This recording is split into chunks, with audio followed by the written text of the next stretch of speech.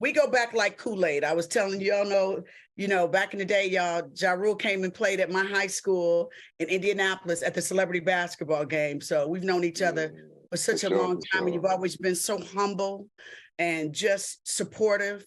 Like you recently tweeted your condolences about the tragic murder of Takeoff. And you said, rest in peace, Takeoff. This blank has got to stop. Sending love to friends and family. Yeah.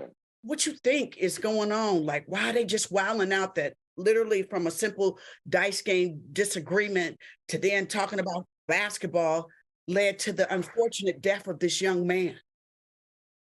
Vivica, unfortunately, we not ready for the real conversation as a community, as Black people. I mean, we're just not ready for that real conversation because let's just take this into consideration, right?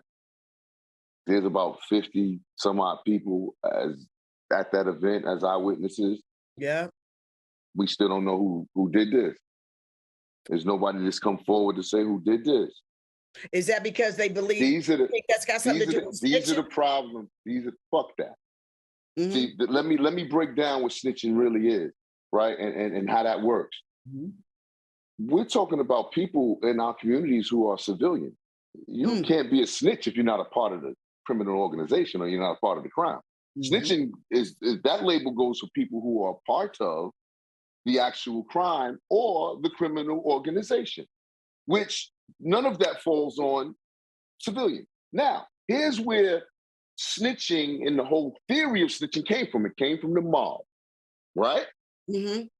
Now, why did their communities have even the thought or the audacity to have a no snitching policy for the mob? Because they took care of their communities. True that.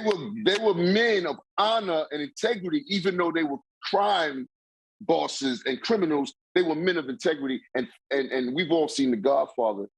They're about family, and they're very big on those things. So what they were protecting were people that they felt were protecting their communities, people who gave back to their communities, people who did things for their communities. What we're talking about is not that. We're talking about people who destroy and harm our community.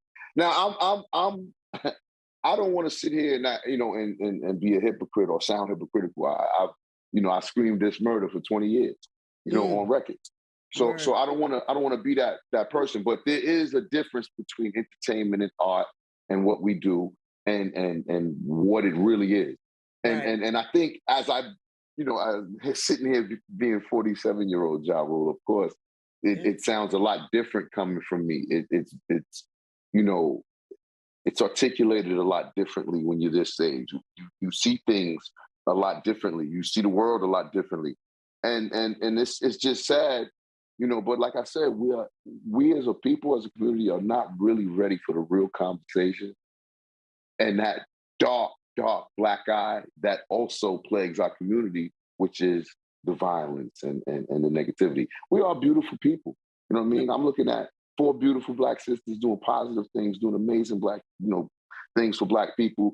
You just mentioned in y'all segment, about the men. What was it called again? Salute to the King. Men Crush Monday.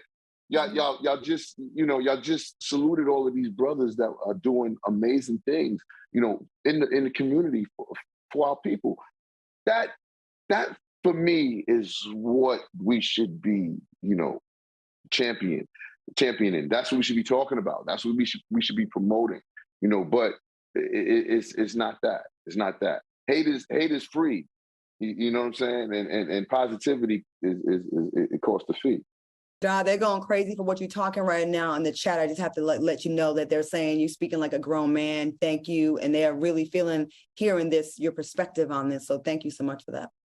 Yeah, this is for those people who, at the event or whatever. It's okay. Y'all can go ahead and go talk to the HPD and tell them what you've seen and what you saw.